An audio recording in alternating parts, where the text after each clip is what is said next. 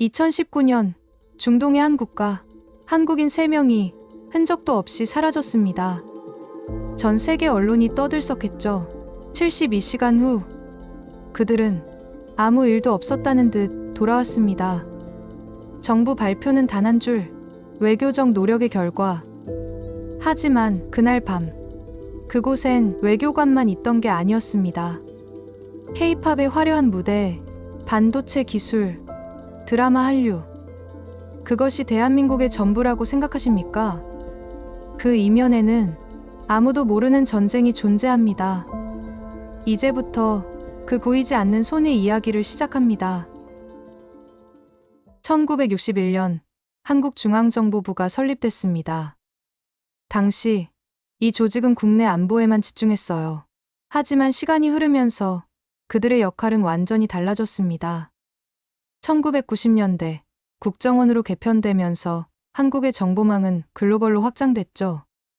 그리고 2000년대 초 한 가지 결정적인 변화가 일어났습니다. 사이버 정보전의 시작이었어요. 많은 분들이 모르시는 사실이 하나 있습니다. 대한민국은 세계에서 가장 먼저 사이버 공격을 받은 나라 중 하나예요. 2009년 7.7 디도스 공격, 2013년 3.20 사이버 테러. 청와대, 방송국, 은행 전산망이 모두 마비됐습니다. 그날 대한민국은 깨달았죠. 전쟁은 이제 보이지 않는 곳에서 벌어진다. 그리고 그들은 준비하기 시작했습니다. 2015년 국정원 내부에 비밀 조직이 만들어졌어요. 코드명은 사이버 안보센터. 하지만 그들이 하는 일은 단순한 방어가 아니었습니다. 역추적, 침투, 무력화.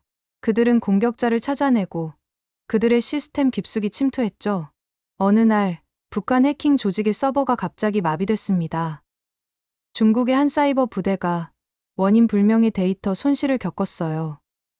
누가 했는지는 아무도 몰랐습니다. 하지만 그날 이후 한국을 향한 공격은 눈에 띄게 줄어들었죠. 그런데 말입니다. 한국의 정보력은 사이버 공간에만 있는 게 아니었어요. 2022년 한 가지 놀라운 사실이 조용히 공개됐습니다. 대한민국이 독자 군사정찰위성 425 사업을 완료했다는 소식이었죠. 이게 무슨 의미일까요? 이제 한국은 자체 위성으로 전 세계 어디든 실시간으로 감시할 수 있게 됐다는 겁니다. 적의 움직임, 미사일 발사 징후, 군사 시설의 변화. 더 이상 다른 나라의 정보에 의존하지 않아도 됐어요. 그날부터 한국은 정보 주권국이 됐습니다. 하지만 진짜 이야기는 여기서 시작됩니다. 서울의 한 지하 시설. 24시간 불이 꺼지지 않는 그곳에서 수백 명의 요원들이 모니터를 바라보고 있었어요. 그들은 세계 각지의 정보를 실시간으로 분석하고 있었습니다. 중동의 테러 조직 동향, 동남아 마약 카르텔의 자금 흐름, 사이버 공격의 출처. 그들이 수집한 정보는 때로는 미국 CIA에 전달됐고, 때로는 일본 공안에 넘어갔죠. 한국은 이제 정보를 받는 나라가 아니라 정보를 주는 나라가 됐습니다. 2020년 코로나19가 전 세계를 강타했을 때의 일입니다. 각국 정부는 혼란에 빠졌어요. 백신 개발 정보, 치료제 데이터, 방역 전략, 모든 것이 불확실했습니다. 그때 한국 정부는 놀라운 속도로 대응했죠. 확진자 동선 추적, 접촉자 파악, 해외 입국자 관리. 많은 사람들은 IT 기술 덕분이라고 생각했습니다. 하지만 그 뒤에는 국정원의 정보력이 있었어요. 해외에서 유입되는 변이 바이러스 정보, 각국의 방역 실패 사례, 백신 개발 진행 상황. 그들은 모든 것을 실시간으로 파악하고 있었습니다. 그 정보가 K방역의 성공을 만들었죠. 잠깐, 여기서 한 가지 질문을 드려볼게요. 왜 한국은 이렇게까지 정보력을 키운 걸까요? 그 답은 1950년으로 거슬러 올라갑니다. 한국전쟁 당시 한국군은 적의 움직임을 전혀 예측하지 못했어요. 인천 상륙작전의 성공도, 중국군의 개입도 모두 미군의 정보 덕분이었습니다. 그날 대한민국은 깨달았죠. 정보 없이는 생존할 수 없다. 그리고 70년이 흐른 지금 한국은 세계 10위권의 정보 강국이 됐습니다. 2023년 국정원은 조용히 한 가지 결정을 내렸어요. 글로벌 정보동맹 확대 전략.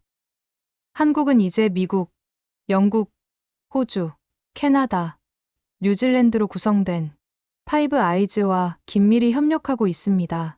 정식 회원은 아니지만 사실상 6번째 눈이 된 거죠. 한국이 제공하는 북한 정보, 중국 동향, 사이버 위협 분석은 이제 서방 정보기관들에게 필수가 됐습니다. 그들은 한국 없이는 동아시아를 제대로 파악할 수 없어요. 하지만 이 모든 일의 중심에는 이름 없는 사람들이 있었습니다. 그들은 훈장을 받지 않습니다. 이름도 남기지 않습니다. 가족에게조차 자신의 일을 말할 수 없습니다. 어느 날, 한 요원이 퇴직하면서 남긴 메모가 발견됐어요. 우리는 영웅이 아닙니다. 우리는 그저 어둠 속에서 빛을 지키는 사람들입니다. 그 한 문장이 그들의 모든 것을 말해줍니다. 2024년 국제 정세는 급변하고 있습니다. 미중 갈등, 러시아 우크라이나 전쟁, 중동의 불안정, 전 세계가 혼란 속에 있어요. 하지만 대한민국은 그 혼란 속에서도 흔들리지 않고 있습니다. 왜일까요? 그들이 미리 알고 있기 때문입니다. 지금 이 순간에도 서울 어딘가의 지하시설에서 누군가는 세계를 감시하고 있어요. 평양의 미사일 기지, 베이징의 정보기관, 모스크바의 사이버 부대. 그들은 모든 것을 보고 있습니다. 그리고 그 정보는 조용히, 하지만 확실하게 대한민국을 지키고 있죠. 보이지 않는 전쟁은 지금도 계속되고 있습니다. 총소리도 폭발음도 없는 전쟁. 하지만 그 전쟁의 결과는 우리의 일상을 지켜냅니다. 아침에 눈을 뜨고 출근하고 가족과 저녁을 먹을 수 있는 이유. 그 평범한 일상 뒤에는 보이지 않는 손들이 있습니다. 알고 계셨나요? 평화는 저절로 주어지는 게 아니라는 것을요. 누군가는 그 평화를 위해 어둠 속에서 싸우고 있다는 것을요. 그들은 영웅이라 불리지 않습니다. 하지만 그들이야말로 진짜 영웅입니다. 이 영상을 보시는 모든 분들께 그들에게 보내는 조용한 경의를 함께 나누고 싶습니다. 대한민국의 보이지 않는 손. 그들은 오늘도 우리를 지키고 있습니다. 오늘도 끝까지 함께 해주셔서 감사합니다. 이 사연이 감동적이었다면 구독과 좋아요로 마음을 나눠주세요. 더욱 감동적인 사연으로 다음에 또 만나요.